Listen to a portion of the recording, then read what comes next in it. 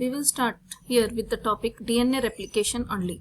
DNA, we know, is the major store of genetic information. It is the basis of inheritance, and to transfer this genetic information from the parent to the daughter, it is necessary that the DNA should replicate. Now,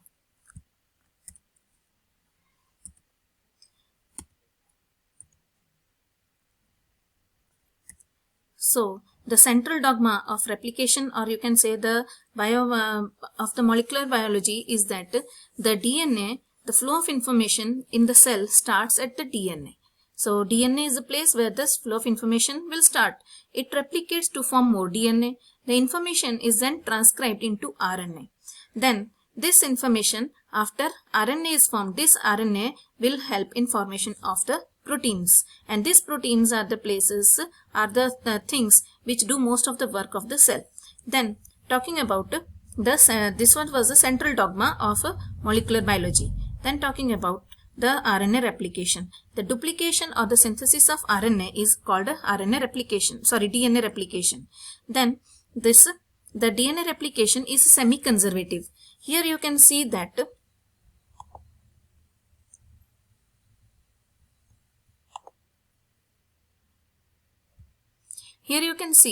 there is a parent strand, this blue colored, and this red one is a new strand which is formed after replication. That means this parent strand will open up and two strands will be formed first. From these two strands, both of them will act around which the new template or the new DNA will be formed. That means one strand, when two new DNA are formed, one of them is of the parent strand and the other one is a new one. So the DNA molecule contains one parent strand and one newly synthesized strand.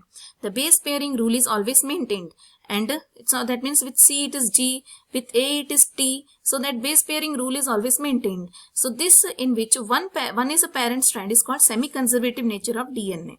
Talking about here you can see the parent strand, the green colored, and the red one is a new semi-conservative. It is the semi-conservative nature of a DNA. So then talking about prokaryotic replication. Prokaryotic are those cells which do not have a definite nucleus. So replication in prokaryotes is much better understood than replication in eukaryotes. In this, basic requirements and components of replication are the same for prokaryotes and for the eukaryotes. So what are the basic requirements of replication? We need substrate, we need template, and we need enzymes and proteins. The 4-deoxyribose nucleosides triphosphates are formed. Deoxyribose nucleoside triphosphate. So what happens, first of all, in the parent DNA, there was deoxyribose nucleoside monophosphates. All the phosphates, adenine, guanine, cytosine, and thymine, they were in the monophosphate type. And what happens then? They will be first activated by phosphorylase enzyme. That means phosphorylation will occur. Two more phosphate molecules will come and join them, and they will form triphosphates. So that is called activation. So these substrates get activated. Now the template, both the strands of the DNA double helix serve as a template. That means both the parent strand will, when they will separate, they will act as a template for the synthesis. Template means the base on which the new strands are synthesized. Then the DNA replication key enzymes. What are the various enzymes required? We need helicase, we need polymerase, DNA polymerase, primase, ligase. What are their functions? We will talk about them one by one. So enzymes and the proteins required. First is the DNA B protein helicase. As I showed you here the picture of helicase. This is a helicase like a zipper. DNA polymerase, the main and the main enzyme. The primase, which helps in the formation of RNA primer, and the ligase, which acts like glue, joining two nucleotides or two strands in this way. So first of all, unwinding of the DNA strands. We know that the DNA is a double helical structure. That means both the strands are coiled and they form a helix. So first of all, this helix has to be unwinded.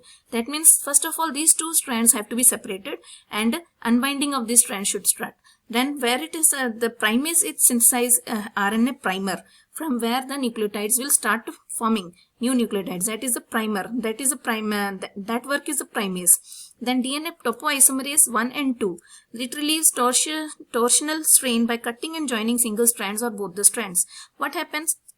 When the two strands are open, at that time there is some tension created. you know that when we unwind a thread, when we cut two threads which are joined, still there is some tension. So that tension can be removed by cutting the strands, then rotating them, and then rejoining them. This work is done by DNA topoisomerase 1 and 2.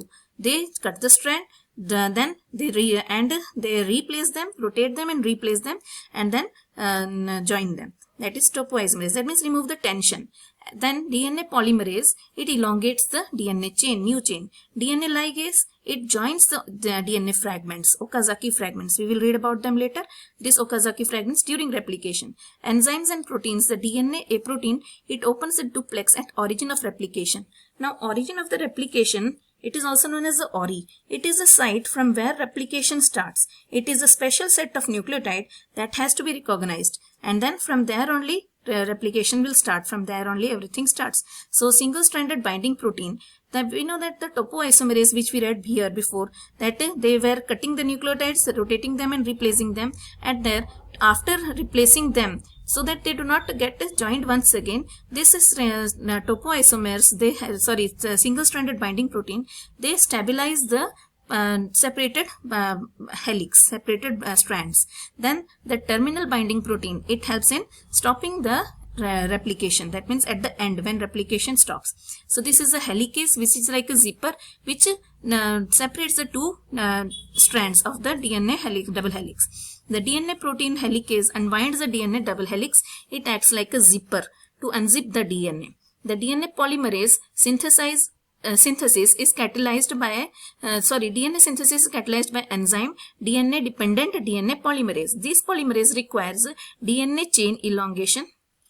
It is needed for chain elongation, for DNA repairing, and for proofreading. It has 3 to 4 parts.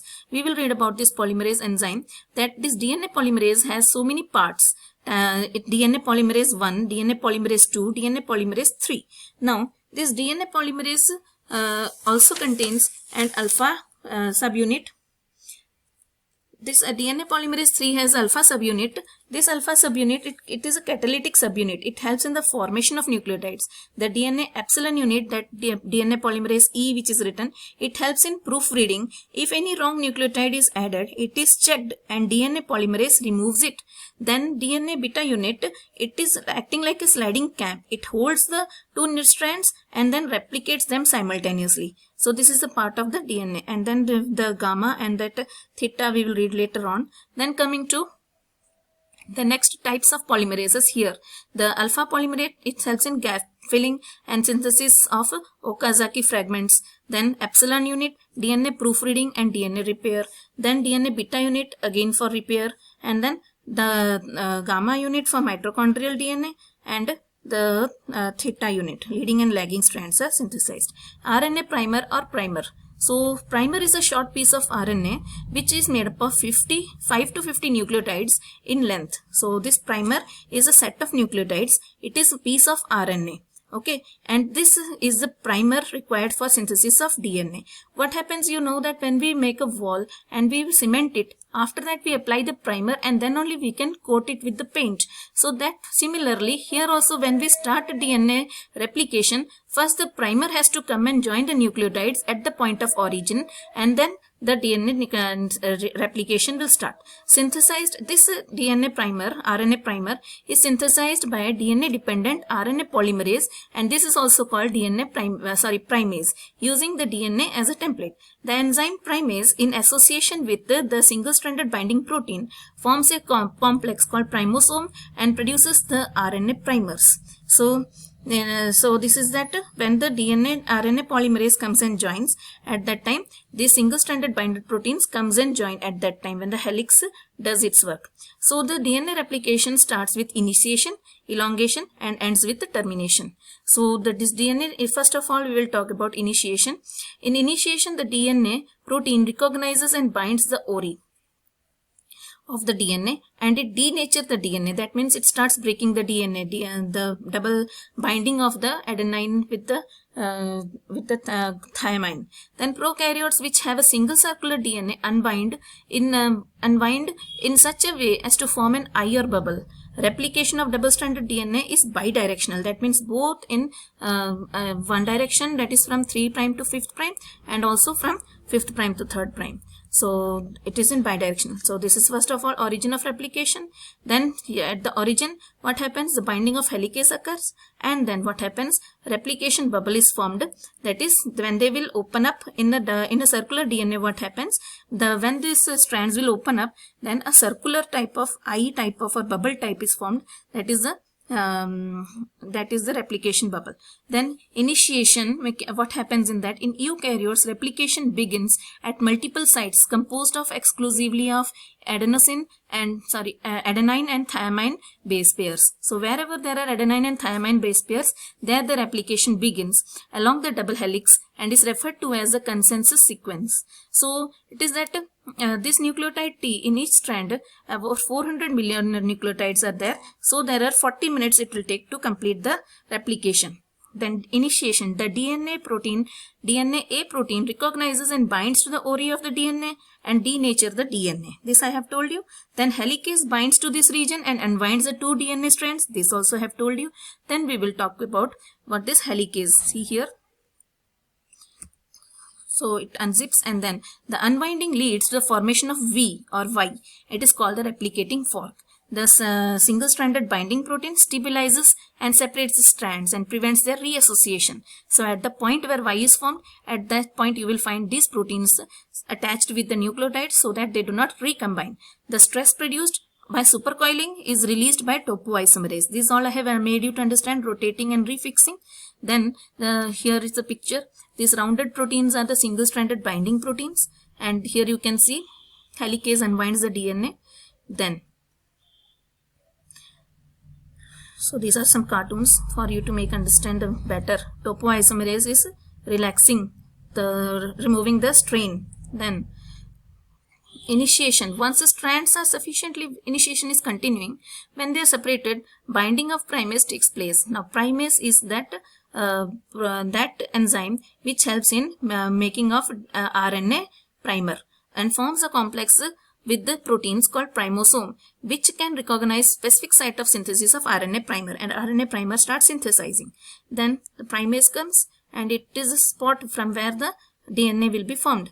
So primer will make in, primer is the RNA which is then started made. That means primer nucleotides are added. Then replicating fork. The first DNA A protein recognizes and binds to the ori of the DNA. This I have told you. And DNA B protein, that is helicase, unwinds the parental DNA and forms a V, forming the replicating fork. The stress produced is unwinded and helicase is released by topoisomerase. Then by cutting either or both the DNA strands, the single-stranded binding protein stabilizes the separated strands and prevents the reassociation. This also I have told you. So everything is now there, done. So now the replication should start. So what happens here? You can see this is a Y formed. These green ones are the parental strands. These green strands are the parental strands. Now this is a 3' end and this is a 5', that is 3' to 5', the parental strand. This is the parental strand from 5' to 3'. So here what is happening, from the 3', the new strand which will be formed will be a 5'. Now from the 5', it goes towards the 3' direction. So this one is moving towards the fork, into the fork, and the other strand. Now I have to tell you one thing, that at the the DNA new nucleotide which is formed, DNA new strand which is formed, is always from 5' to 3' direction, because the 3' has a functional OH group and the 5' has a phosphate group. So that phosphate group of the 5' will come and join with the 3' group of the nucleotide. So 3' is always, the functional group is always open where the attaching of new nucleotides occur. So because the 3' end is a free one, so that is the point where the new nucleotides will attach. So that is why always the binding is in the 3' direction, from the 5' to 3' direction. But here in the second one you can see, the second, it's going away from the fork. That is, first nucleotide is formed here. The first prime, here only one primer is required. But here in this nucleotide, always, because it is always in 5' to 3' direction, here small fragments are formed. First a primer is attached and the new nucleotides are attached in from 3' to 5' direction. Then here again in the 5th' another primer is attached, and then the nucleotides are formed up till the first primer which was there. Then another primer is attached and nucleotides are formed in till fifth prime. So 3 fragments which are formed are called the Okazaki fragments. Now this strand is the one leading strand which is continuous and which